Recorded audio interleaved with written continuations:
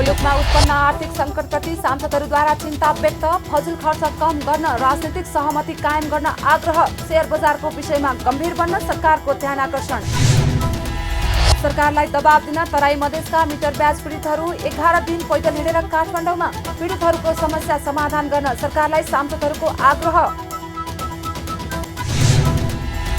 र प्रहरीको आन्तरिक सुदृढीकरण, नवनियुक्त महानिरीक्षक कुँवरको प्राथमिकता, अपराधको रोकथाम र अनुसन्धानमा कुनै पनि बहाना र विकल्प बिना काम गर्ने प्रतिबद्धता। नमस्कार, कारोबार समाचारमा स्वागत छ। अब समाचार विस्तारमा। मुलुकमा उत्पन्न आर्थिक सङ्कटप्रति सांसदहरूले चिन्ता व्यक्त गरेका छन्। आइतबार प्रतिनिधि सभा बैठकको शून्य र विशेष समयमा सांसदहरूले मुलुकको अर्थतन्त्रमा देखिएको समस्या समाधानका लागि मिलेर अघि बढ्न राजनीतिक दलहरू प्रतिबद्ध हुनुपर्ने बताएका हुन्। बैठकमा सत्तारूढ नेपाली काङ्ग्रेसका सांसद डाक्टर शेखर कोइरालाले मुलुकमा उत्पन्न आर्थिक सङ्कट समाधानका लागि फजुल खर्च कम गर्ने दिशातिर राजनीतिक सहमति कायम गरेर अघि बढ्न सरकार र राजनीतिक दलहरूलाई आग्रह गर्नुभयो।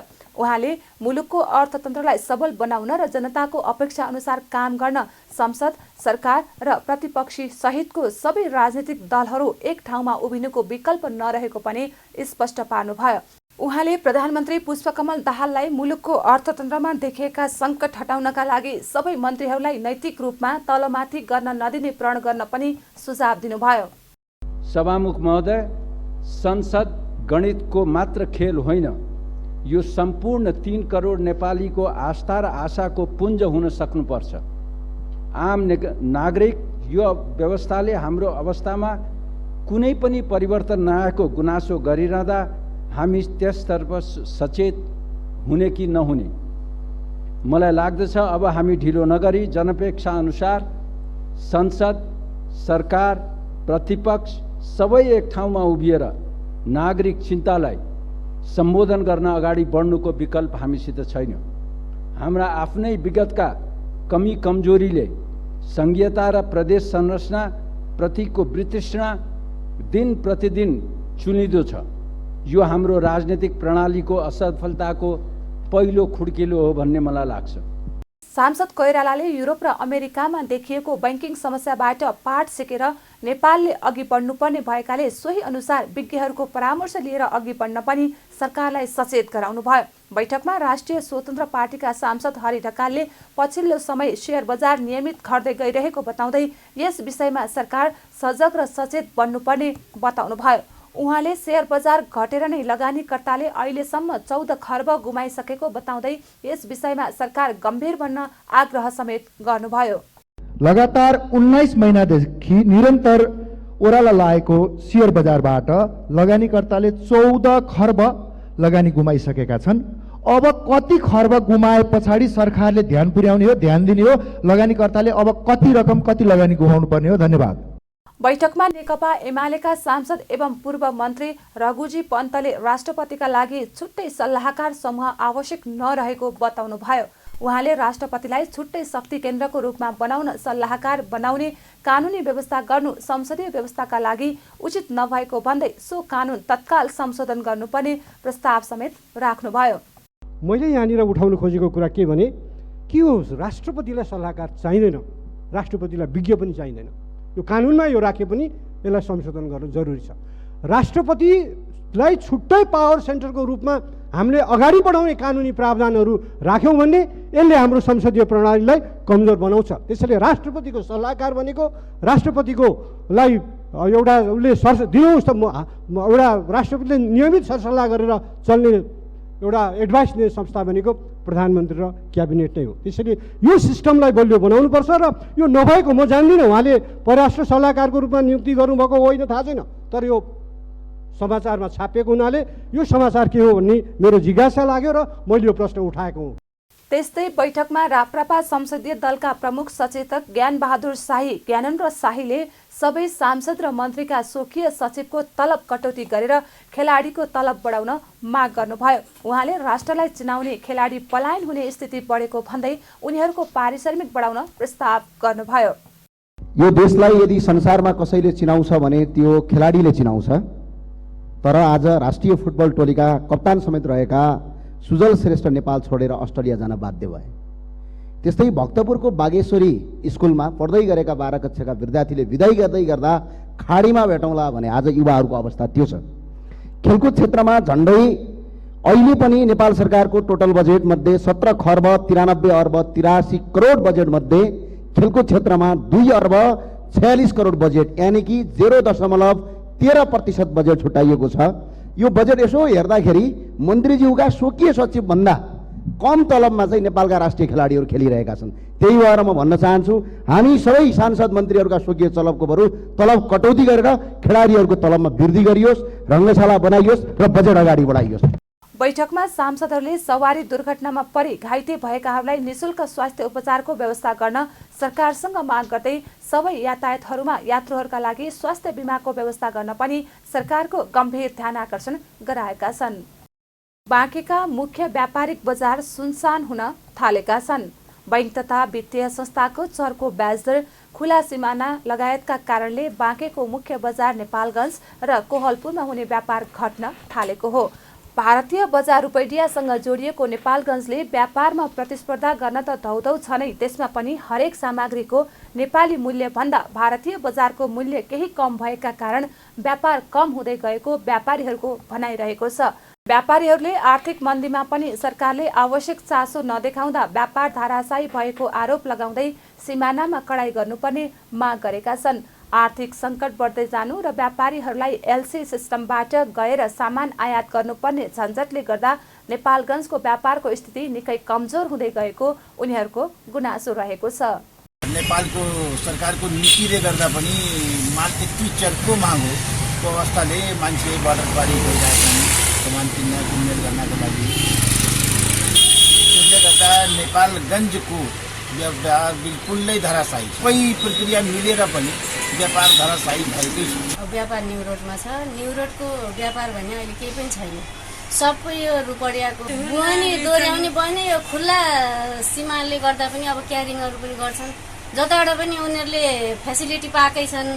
अनि रुपडियाको नाका बन्द गरिदिएपछि अलि हुन्थ्यो कि बरु अहिले लकडाउन छैन र पनि व्यापार छैन। हाम्रो अब सानोतिनो व्यापार केही नभने 15-20 हजार रुपियाँ किन्ने सबैभन्दा हामीलाई नाका बन्द गरिदिनु पर्यो। अब एकदम टाइट गरिदिनु पर्यो कि नाका। नेपाल उद्योग वाणिज्य महासंघका पूर्व केन्द्रीय सदस्य कृष्ण प्रसाद श्रेष्ठले नेपालगञ्जको व्यापार व्यवसाय अत्यन्त कम हुँदै गएको बताउनुभयो। उहाँले नेपालगञ्जको व्यापार कम हुनुमा बैंकहरूले व्यवसायीहरूबाट चर्को ब्याज लिनु र विकास निर्माणका कार्यहरू ठप्प हुँदै जानु रहेको पनि बताउनुभयो। विशेष गरी अहिले यो व्यापार नहुनुमा केही ब्याङ्किङ समस्याहरू छन्। अहिले ब्याङ्कबाट चाहिँ तपाईँको जुन हिसाबले व्यवसायहरूले कर्जा दिएका थिए, हिजो 7% 8%मा कर्जा लिएर काम गर्ने व्यवसायहरू अहिले 15-16% कर्जा लिएर काम गर्ने यो अवस्थामा तपाईँको त्यति धेरै ब्याज दिएर व्यवसाय काम गर्न सक्ने वातावरण छैन र विकास निर्माणका कामहरू ठप्पै भएका छन्। अहिले विकास निर्माणका कामहरू नहुँदाखेरि गाउँका जनताहरूसँग पैसा पुग्न सकेको छैन। त्यसले गर्दाखेरि तपाईँको चाहिँ अहिले जनताहरूसँग पैसा नहुँदाखेरि पनि अहिले बजारको चाहिँ व्यापार सुक्खा भएको अवस्था छ। व्यापारीहरूले लिएको कर्जामा बैंकहरूले 81 दोब्बरको हिसाबले ब्याज नबढाएर सहुलियत दरमा ब्याज लगाइनुपर्ने र अनलाइन व्यापार खुला सिमानामा सरकारले कडाई गर्नुपर्ने व्यापारीहरूको माग छ। शेयर बजार 1900 अङ्कबाट तल ओर्लिएको छ। लगातारको गिरावटसँगै आइतबार शेयर बजार मापन गर्ने नेप्से परिसूचक 26.87 अङ्कले घटेर 1900 अङ्कबाट तल ओर्लिएको हो। बिहिबारको तुलनामा नेप्से परिसूचक 1.40% घटेर 1888.29 अङ्कले झरेको छ। नेप्से परिसूचक घट्दा कारोबार रकम पनि ओह्रालो लागेको छ।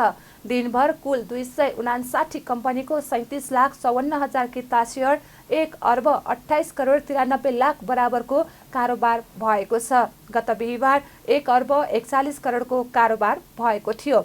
आज नेप्से परिसूचकका अलावा सबै सूचक घटेका छन्।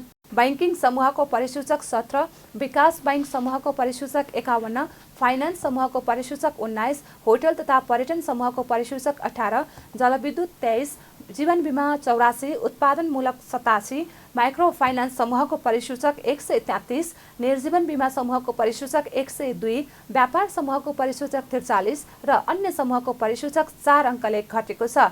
आज दुई जलविद्युत कम्पनी माया खोला र एसियन हाइड्रोको मूल्य 10% बढेको छ भने 4 लघुवित्त कम्पनीको मूल्य 10% घटेको छ। जीवन विकास लघुवित्त, जल्पा सामुदायिक लघुवित्त, युनिक नेपाल र महिला लघुवित्तको मूल्य 10% घटेको हो।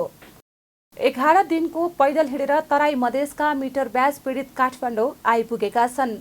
मिटर ब्याज विरुद्धको सङ्घर्ष समितिको समन्वयमा 85 जना पीडितहरू, केही स्कुले विद्यार्थी र शिशुलाई पनि सँगै लिएर 11 दिनको पैदल हिँडेर काठमाडौँ आइपुगेका हुन्। चैत 2 गते महोत्तरीको बर्देवासबाट पैदल यात्रा सुरु गरेका उनीहरू हेटौँडा हुँदै काठमाडौँ आइपुगेका हुन्। मिटर ब्याज विरुद्ध यसअघिदेखि नै धरना बसे पनि सरकारले माग सम्बोधन गर्ने प्रतिबद्धता जनाएपछि उनीहरू फर्किएका थिए। यसपटक पनि सरकारले माग सम्बोधन नगरेको भन्दै दबाब दिन राजधानी आएका हुन्।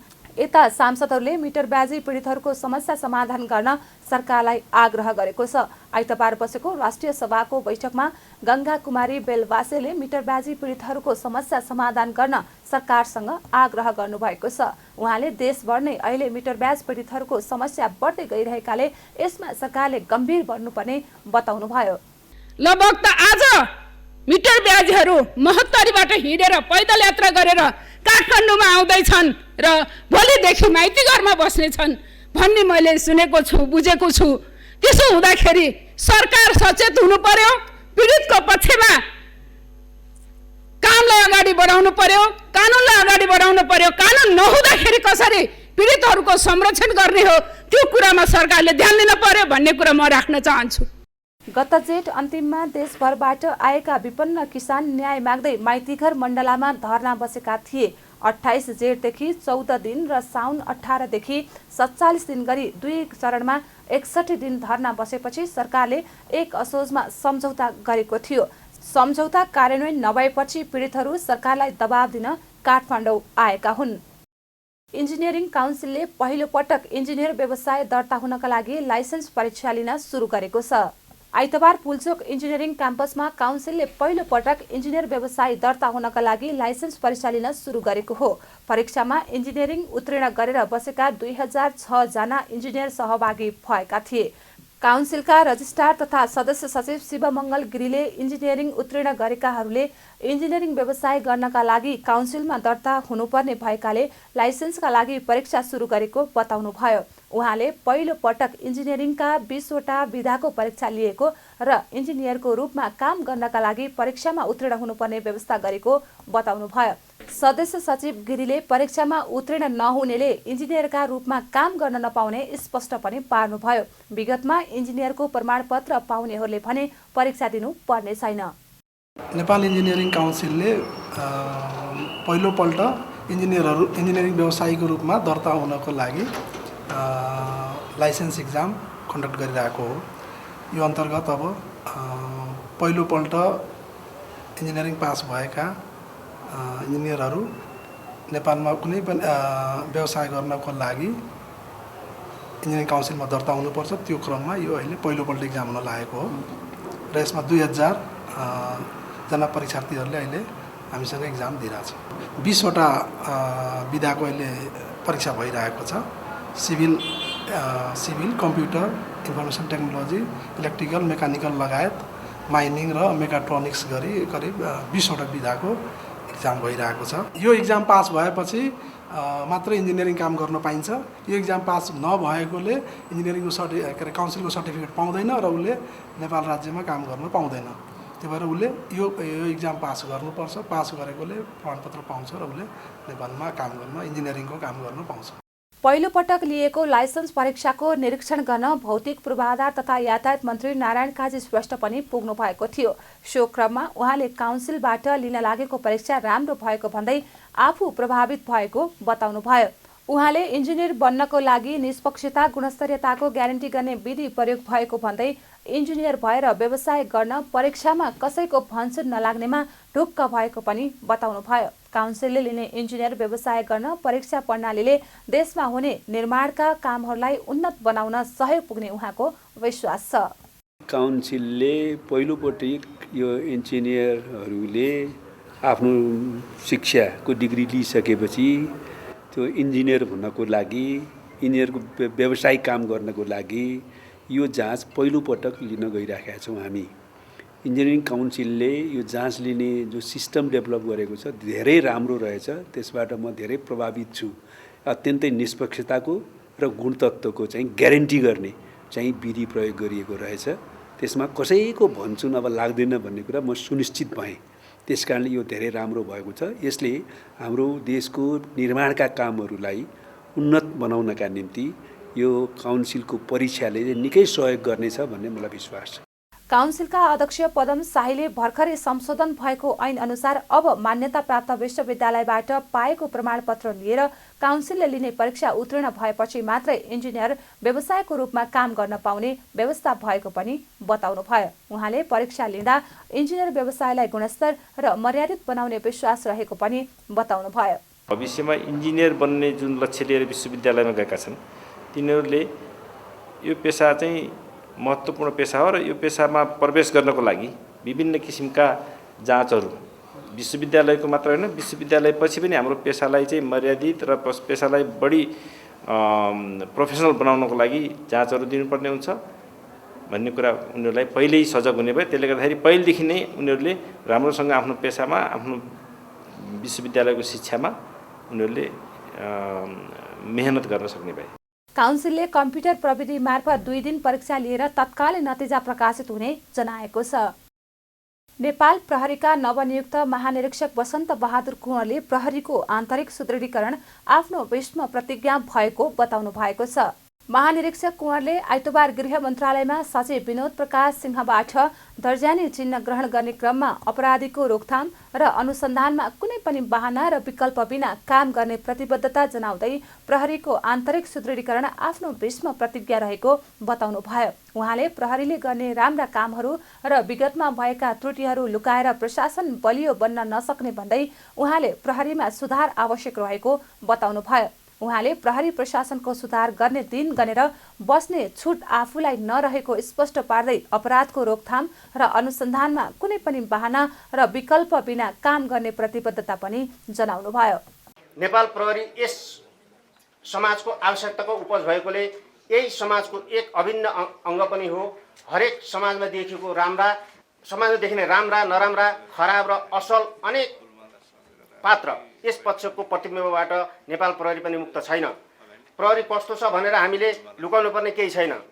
यी पक्ष लुकाएर र दबाएर प्रहरीमा सुधार हुन्छ भन्ने तर्फ म विश्वास गर्दिनँ। प्रहरीमा सुधार आवश्यक छ र अब त्यसको लागि दिन गनेर बस्ने छुट पनि छैन। कसैले मार्ग बिराएका छन् भने तिनीहरूले आफूलाई नसुधारी विकल्प पनि छैन। कार्यक्षमताको उचित मूल्याङ्कन, नेतृत्व क्षमता विकास गर्ने अवसरहरूको निष्पक्ष उपलब्धता, तत्काल सजाय र पुरस्कार मार्फत नेकी वेदीको अभिलेखीकरण वित्तीय विकासको यस महत्त्वपूर्ण पक्षको रूपमा संस्थागत गर्दै प्रहरीको आन्तरिक शुद्धिकरण मेरो भीष्म प्रतिज्ञा हो र यसबाट म किञ्चित पनि डगमगाउने छैन। प्रहरी महानिरीक्षक कुँवरले शान्ति सुरक्षाको उपलब्धता, नेपाली सेना, सशस्त्र प्रहरी बल नेपाल, राष्ट्रिय अनुसन्धान संघको निरन्तर समन्वय सहकार्यबाट देशको आन्तरिक सुरक्षा थप सुदृढ बनाई नागरिकमा कानुनी राज्यको प्रत्याभूति दिलाउने प्रतिबद्धता पनि व्यक्त गर्नुभयो। उहाँले नेपाल प्रहरीको क्रियाशीलतामा गुनासो आउन नदिने वचनबद्धता पनि व्यक्त गर्नुभयो। अपराधको रोकथाम, अनुसन्धान, कुनै पनि बहाना र विकल्प बिना शान्ति सुरक्षाको उपलब्धता, नेपाली सेना, सशस्त्र प्रहरी बल नेपाल, राष्ट्रिय अनुसन्धान विभागसँगको निरन्तर समन्वय सहकार्य मार्फत देशको आन्तरिक सुरक्षा थप सुदृढ बनाई नागरिक मनमा अमन चयन, कानुनी राज्यको प्रत्याभूति दिलाउन नेपाल प्रहरीको कर्मेच्छा र क्रियाशीलतामा गुनासो आउने अवसर दिने छैन। नवनियुक्त प्रहरी महानिरीक्षक कुँवरले अपराध प्रवृत्ति र दबावको सामु कुनै प्रकारको सम्झौता नगर्ने प्रतिबद्धता समेत व्यक्त गर्नुभएको छ। नवनियुक्त प्रहरी महानिरीक्षक कुँवरलाई सरकारले गत शुक्रबार प्रहरी महानिरीक्षकमा नियुक्त गरेको थियो। हालको 30 वर्षीय सेवा अवधि कायमै रहे कुँवरले 1 वर्ष प्रहरीको नेतृत्व सम्हाल्नुहुनेछ। दर्जानी चिन्ह ग्रहण गरे लगत्तै उहाँले आफ्नो मुख्यालय पुगेर पदभार ग्रहण गर्नुभयो। पदभार ग्रहण गर्न मुख्यालय पुग्दा उहाँलाई तल्लो तहका कर्मचारीदेखि माथिल्लो तहका अधिकृतहरूले स्वागत गरेका थिए। कृषि तथा पशुपन्छी विकास मन्त्रालयले संघीयताका आधारमा नेपाल पशुधन गुरु योजना बनाउन सुझाव दिएको छ। मन्त्रालयका सचिव डाक्टर गोविन्द प्रसाद शर्माले कृषि क्षेत्रको अधिकारलाई हेरेर संघीयताका आधारमा नेपाल पशुधन गुरु योजना बनाउन आवश्यक रहेको बताउनुभयो। आइतबार कृषि मन्त्रालयले सुरु गरेको 2 दिने नेपाल पशुधन गुरु योजना छलफल कार्यक्रममा उहाँले मुलुक संघीयता कार्यान्वयनको चरणमा गएको अवस्थामा कृषि र पशुपालन तर्फका विकास र प्रवर्धनात्मक गतिविधिहरूका धेरै जिम्मेवारीहरू प्रदेश स्थानीय तहको मार्फतमा गएको बताउनुभयो। नेपाल पशुधन गुरु योजना बनाउँदा अन्य मुलुकको नक्कल गर्ने भन्दा पनि वास्तविकतामा आधारित भएर बन्नुपर्ने पनि स्पष्ट पार्नुभयो। विशेष गरेर अहिलेको नेपालको संविधान 2072 पछि धेरै कृषि र पशुपालनतर्फका धेरै जिम्मेवारीहरू, विशेष गरेर ती जिम्मेवारीहरू विकासमूलक र प्रवर्धनात्मक जति पनि क्रियाकलाप छन् ती कहाँ गएका छन् भन्दाखेरि प्रदेश र स्थानीय तहमा गएका छन्। आगामी दिनमा अब यो मास्टर प्लान बनाइँदै रहँदा फेरि अर्को देशको ठ्याक्कै हुबहु कपी गर्ने मात्रै कुरो नभइकन हाम्रो यो परिवेशमा चाहिँ यो विशिष्टतालाई महसुस गर्दै हामीले चाहिँ अब यो कृषिको अधिकार क्षेत्रको जुन विभाग हुन्छ त्यो अनुसार पनि प्रादेशिक हिसाबले पनि हामीले चाहिँ यो मास्टर प्लान तयार गर्नुपर्ने भएको हुनाले यो बारेमा पनि छलफल हुनेछ र विचार हुनेछ, मन्थन हुनेछ भन्ने मैले आशा लिएको छु। मन्त्रालयका सचिव डाक्टर शर्माले गुरु योजना बनाउँदा माछा, मासु, दूध र अण्डा विशेष किसिमका उत्पादन भएको भन्दै यी उत्पादनलाई केन्द्रबिन्दुमा राखेर योजना बनाउनु पर्ने आवश्यकता रहेको बताउनुभयो। कारोबार समाचारमा अब सुन चाँदी र विदेशी विनिमय दर सम्बन्धी जानकारी।